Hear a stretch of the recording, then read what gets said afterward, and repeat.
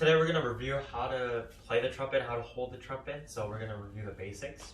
So the left hand position, do you remember? Is it? Yes, not quite. So you put a thumb here, you put your ring finger here, but you don't put this up. You put this normally inside. And the pinky finger is more flexible. I put it by the side, but some people prefer it below, whichever is more preferable. And the right hand, so a couple of things. Some people like to put their pinky finger over on top. Some people like to put it inside the hook. I prefer the pinky finger inside. And then you have the 3 fingers for the vowels. And your thumb can either be placed under, or it can go, you can hold it, or I put it like by the side. So whichever is more comfortable for you, you can choose. So that's how you hold the trumpet. And now before we play, there's a couple of things to remember about posture. You want to sit away from the back of the chair. You want to sit up straight. You want to have your feet placed on the ground. You want to you want to be comfortable, but you also want to sit straight where the airstream can go as far or as freely as possible. So that's good posture. And do you remember how to play, like where to position your mouth? Oh, yeah. So like if the mouthpiece is here, you try to match this position where both the top lip and the bottom lip is inside the cup. And now, actually playing only on the mouthpiece is more difficult than playing on the horn. So we're gonna play a comfortable low C. Okay, after me.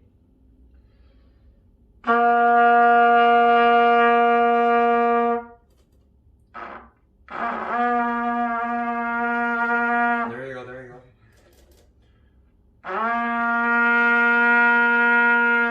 So like, I see you really tensing up, especially on your neck. So try to relax a little bit. So when you play, breathe in deeply, but try to think of the airstream as if you're trying to push it as far away from you. So like, think like a kilometer away from here. Try to play your airstream all the way. Let's play together.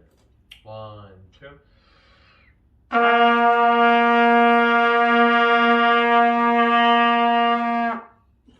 That's it. Can you try again by yourself?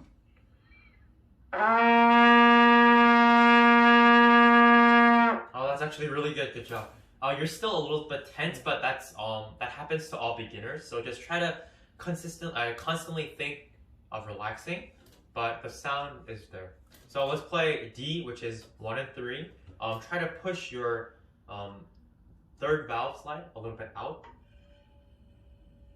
as you hold on to 1, 3. Push 1, 3 and push it a little bit. Yeah, that helps with the pitch.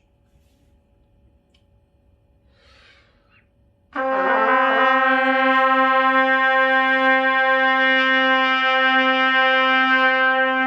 gonna go one more. 1 and 2. E.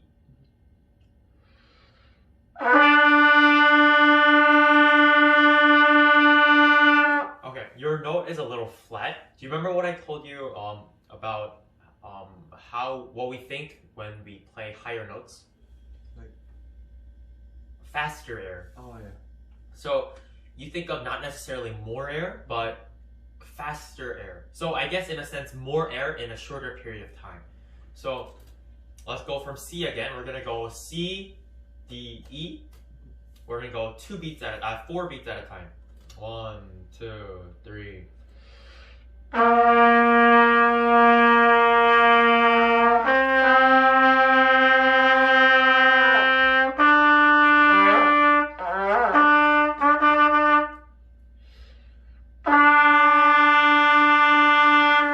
Very good. Now that's it. So always remember, when you're going higher, always think faster air. So, but even as you go up, don't try to tense up. Always loosen your shoulders. Make sure they're all loosened up. Aside from the fact that your back is straight, the rest of your body should be really relaxed, because the tone quality of the sound is best when your body is relaxed and when you're able to send out a comfortable airstream. Because if you tense up, something doesn't feel right. Like everything goes out of sync. and it's just not really good. Okay, let's try C, but let's hold it for a really long time. So I'll play first and try to match my pitch.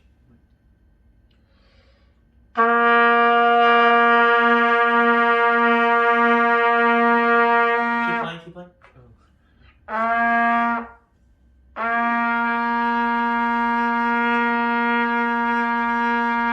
Nice. It's actually really nice. Your C is really good. So, we're gonna go from C to D. But do you remember what I told you about articulation? It's been a long time.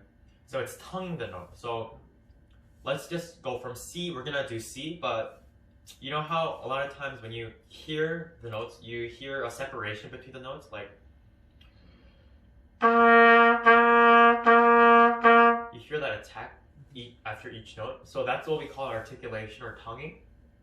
It's similar to, I guess, like bow swings, like bowing in violin, or like pressing the keys in the piano, on the piano. So how we do it is, if the lips are here, right? The lips are here. So imagine the lips are here, right?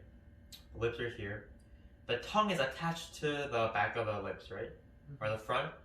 Tonguing is basically the sound it makes as the tongue releases from the mouth, from the lips. So you go, try saying two. You feel your tongue against the back of the teeth, right? Your back of the teeth. So this is the lip, this is the teeth. You feel your tongue pressed against the back of the teeth, and as you release the tongue, you say tu, right? Tu, ta. Basically, you do the same thing on the horn. So I want you to do this. You play C for as long as you can, but once you hear the pitch and once it feels comfortable, you're gonna try to articulate. It's like this.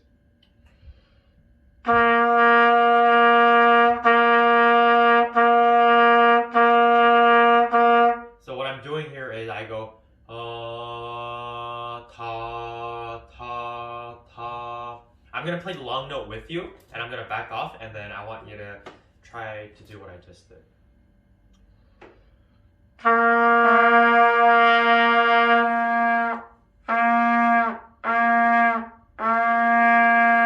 Nice. Do you get what I'm saying? The ta. So right now it's more of a da. What you're doing is more like da. But I want you to be more crisp with the articulation. It might be difficult, and there are times where you have to use tonguing more like da, a more, I guess, softer articulation. But when you're first learning it, try to really think ta. Like, let's play the long note. Let's hold the note for 4 beats, and then we're gonna articulate every beat. 1, 2.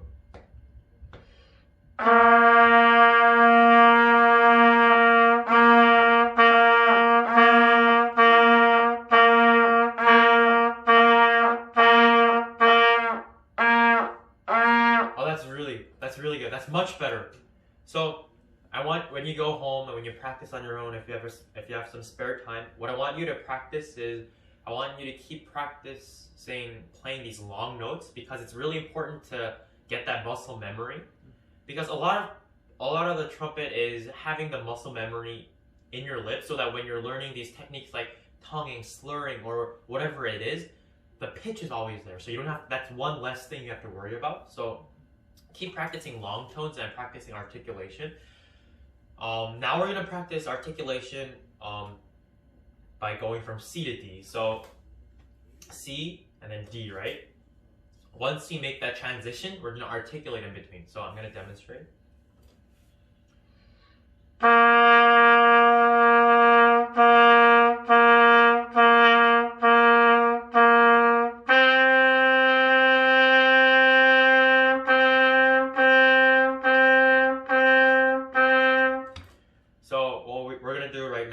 Hold the C for 4 beats, play C 5 times, and then on the 6th time we're going to move up to D.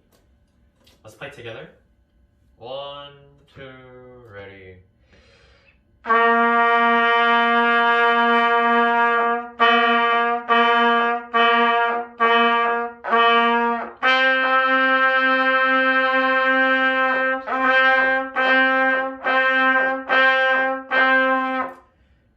Good job. Oh wait, I'm gonna tell you a couple of things. So do you feel like the note seems kind of disconnected, right? You feel like the note kind of dying off quickly? That's because you're ending your airstream before articulating. Now that's something that's really easy to do because that way it's easier to articulate. But what I want to encourage you to do, and this is a little bit difficult, but I want you to think of tonguing not necessarily as you ending the note and beginning a new one, but more like, think of this as the airstream. If your airstream is going like,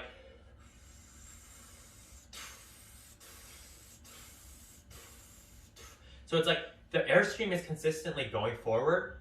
It's just the tongue's just hitting it every once in a while. It's like it goes and it goes ta ta ta ta ta. So in a way, the tongue is interrupting but not interrupting because it's not ending the airstream. The airstream is always going forward. Your tongue is just hitting the airstream, I guess. It's kind of difficult to explain. I'm sorry, I'm not the best at explaining this, but let's just go back to playing only C, but this time think of the airstream going forward. Play long for 4 beats again, and we're just gonna keep going until it feels comfortable. I'm gonna back off, but please keep going because I want to listen to it. 1, 2, 3.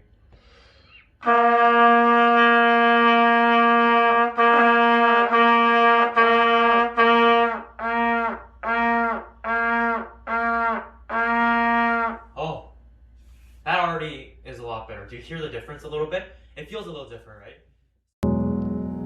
We must look upon the one who came to us, Redeemer who came down to save us.